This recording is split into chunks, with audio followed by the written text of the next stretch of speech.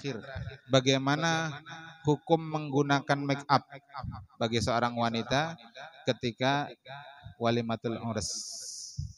Pertanyaannya sama, apa dalil yang paling rojih? Nah, ini pertanyaan UTS. UAS, tadi UTS sekarang UAS. Jadi begini,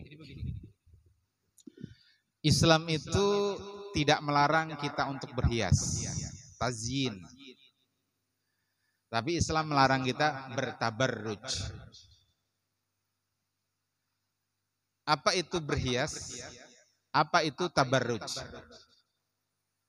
Lalu apa dalil bahwa berhias itu boleh dan bertabarruj itu dilarang?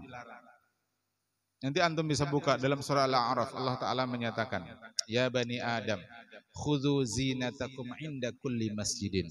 Wahai anak cucu Adam, wahai manusia, pakailah perhiasan kalian setiap kali kalian ke masjid. Dari ayat ini kata para ulama, kalau ke masjid itu gunakanlah pakaian terbaik. Dan pakaian yang paling disukai Nabi itu yang berwarna putih. Golongan putih, golput, bukan golongan luput. Tadi malam ada yang bilang golput itu golongan luput. Nah, kita golput golongan putih karena pakai baju putih, kopiah putih. Mudah-mudahan hatinya juga putih. Amin Allahumma amin. Lalu kata Allah Ta'ala, wa kulu washrabu wa la tusrifu innahu la yuhibbul musrifin. Makanlah kalian, minumlah kalian, tapi jangan berlebih-lebihan karena Allah tidak suka dengan yang berlebih-lebihan.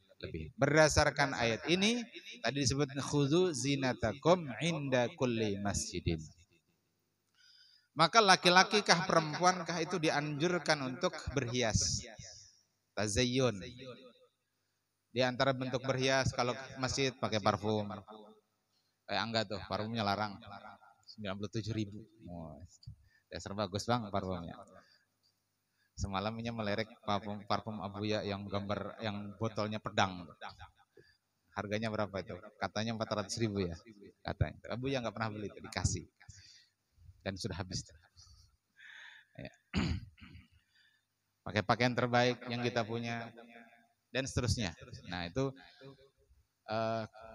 kalau perempuan dia berhias dengan memakai pupur secukupnya, bedak ya secukupnya, tidak tebal seperti topeng monyet. Ya kan? Ya kalau sedang, ukuran sedang. Pakai pelembab bibir misalkan, sekedar supaya lembab tidak kering.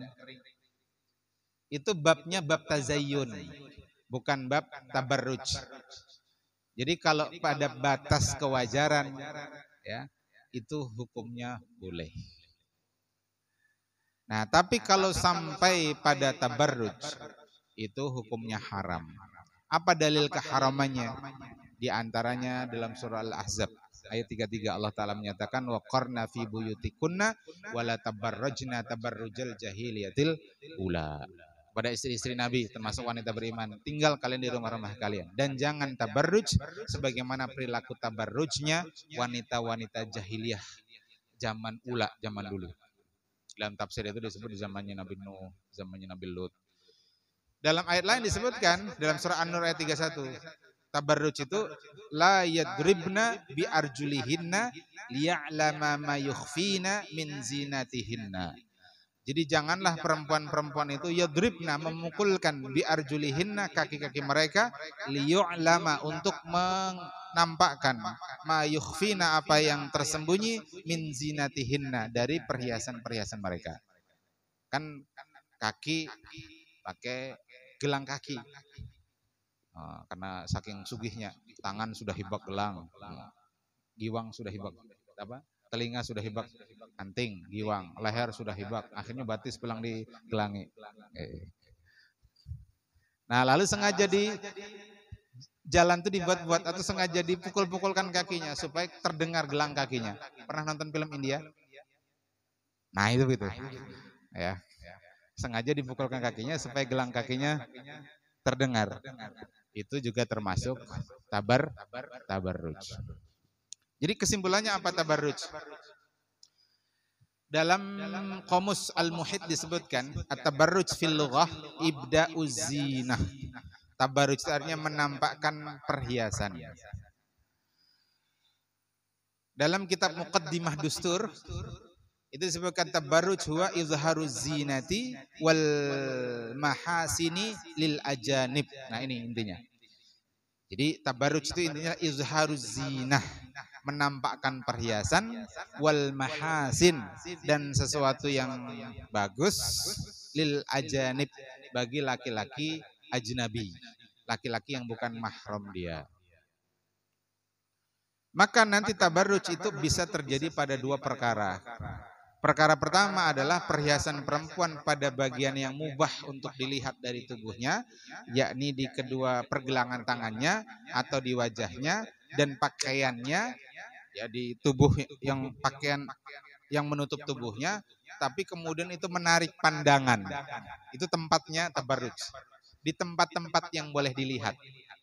Secara hukum laki-laki kan boleh melihat wajah perempuan. Boleh melihat telapak tangan, baik punggung luar maupun batnul yad bagian dalam, boleh dilihat. Kemudian jilbab, baju kurung panjang yang dia gunakan, khimarnya, itu boleh dilihat secara hukum. Asal jangan syahwat. Ya, jangan syahwat. Ustaz sudah sampaikan, jangankan melihat kerudungnya, melihat sandalnya saja syahwat itu haram. Karena sandalnya dari kaca ya, seperti Cinderella. Ada bunga-bunganya. Nah, jadi seorang perempuan misalkan pakai lipstik tebal, menor. Terus warnanya tidak lazim. Merah sangat merah seperti PDIP, biru sangat biru seperti Partai Demokrat, hijau sangat hijau seperti Partai Persatuan Pembangunan, kuning sangat kuning seperti Golkar. Nah, misalkan. Ada yang hitam seperti Partai Umat. Hafal ternyata Ustaz nama partai. Tadi malam disebut Pak RT. 18 partai. Ceramah Isra Mi'raj, sekarangnya RT-nya sosialisasi pemilu. Nah, jadi warna-warni gitu. Make up, nah pertanyaannya lalu pakai tadi bedak tebal seperti topeng monyet, kemudian make up-nya dan seterusnya. Itu kategori tabarruj. Jelas ya? Atau dia mengenakan baju tapi itu tidak lazim. Pengajian, orang baju putih semua, dia kok pakai baju merah menceronong, sehingga dia menjadi tahi lalat di antara. Nah, itu tabarruj karena dia melelain pada orang. Atau ada pernak-pernik yang berkilau-kilau, jadi seperti bintang di langit. Dari jauh sudah kelihatan pernak-perniknya, itu juga tabarruj. Karena itu menarik perhatian. Nah, intinya yang menarik perhatian, yang di luar urf, itu tabarruj. Atau dia pakai parfum yang 5 meter, bahkan 5 kilometer sudah keciuman parfumnya. Itu juga kategori tabarruj. Nabi kita mengatakan parfum laki-laki itu warnanya tak nampak, aromanya yang jelas nampak. Kalau perempuan, warnanya yang nampak, aromanya tidak terlalu nampak. Jadi perempuan itu pakai parfum sekira orang dekat itu enggak keciuman BB-nya. Bau badan. Ya, jadi jangan sampai memakai parfum yang 5 meter keciuman baunya. Nah, itu tempat tabarruj pada tempat yang boleh dilihat. Yang kedua, tabarruj pada tempat yang itu tidak boleh dilihat, tapi dia nampakkan secara tidak langsung. Contoh, perempuan jahiliyah itu biasa menggulung rambutnya sehingga seperti punuk unta. Kalau perempuan sekarang lebih parah lagi, rambutnya disambung dengan rambut mayat. Kan orang di barbershop itu mengumpulkan rambut kan. Nah, di antara yang mungkin sudah ada yang meninggal, nah lalu disambung-sambung, jadi itu juga tabar. Meskipun dia pakai kerudung tertutup tapi nampak seperti punuk unta, itu tabar. Seperti ayat dalam surah An-Nur ayat 31 tadi. Kakinya tertutup dengan jilbab, tertutup dengan kain jilbab, tapi dia gunakan gelang kaki. Lalu dengan gelang kaki itu dia berjalan cerek, cerek, cerek. Lalu orang melihat, ini siapa ini? Nah, tapi itu gelang kaki. Bagaimana gelang tangan? Sama. Gelang tangannya sengaja digerak-gerakan, rasa barat nah, panat bener nah. Padahal untuk mendengarkan apa? Gelang tangan itu juga termasuk tabarruj. Jadi tabarruj itu bisa pada wilayah yang biasa nampak ma dhahara minha, tapi bisa juga pada yang tersembunyi tapi kemudian dia mengeluarkan suara tertentu atau sesuatu yang menarik. Nah, bedakan tabarruj dengan bab kasful aurah. Kalau menyingkap aurat itu mutlak haram. Ya. Dia tidak mengenakan khimar atau kakinya tidak pakai kaos kaki sehingga terlihat telapak kakinya, dalam mazhab Syafi'i itu haram. Itu bukan bab tabarruj, itu jelas mutlak haram. Tabarruj itu bisa jadi pada orang yang mengenakan jilbab, baju kurung panjang, mengenakan khimar sampai ala juyubihim, tapi kemudian tadi itu ya, pakai rambut seperti ponok unta dan seterusnya. Nah, itulah bab tabarruj. Nah, kalau pertanyaannya bagaimana kalau seorang mempelai wanita kemudian mengenakan make up, apakah dilarang? Jawabannya, kalau kemudian dia mengenakan make up tapi khusus untuk jamaah perempuan, dipisah itu ya, tamu laki-laki dengan tamu perempuan, yang bisa melihat si perempuan yang mengenakan make up tadi, mempelai perempuan, hanya tamu perempuan, maka itu diperbolehkan. Nah, tapi kalau sampai dilihat, apalagi sampai sengaja menampakkan dilihat kepada laki-laki ajanib tadi, karena kan tadi makna tabarruj adalah apa? Idharuz zinah wal mahasin lil ajanib, menampakkan perhiasan dan mahasin, sesuatu yang baik tadi dari tubuh dia kepada laki-laki ajnabi. Nah, ketika itu nampak maka itu diharamkan. Jadi bagi seorang mempelai perempuan, kalau dia hendak bermake up, itu pastikan dia hanya dilihat oleh kalangan perempuan. Nah, disitulah makanya nanti dalam syariat Islam, walimah ores itu mestinya jamaah laki-laki dengan jamaah perempuan, tamu undangan laki-laki dengan tamu undangan perempuan mestinya dipisah.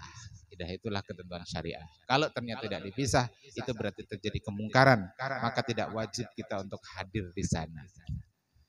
Jelas ini? Wallahu ta'ala alam. Subhanakallahumma bihamdik, asyhadu an la ilaha illa anta, astaghfiruka wa atubu ilaik. Assalamualaikum warahmatullahi wabarakatuh.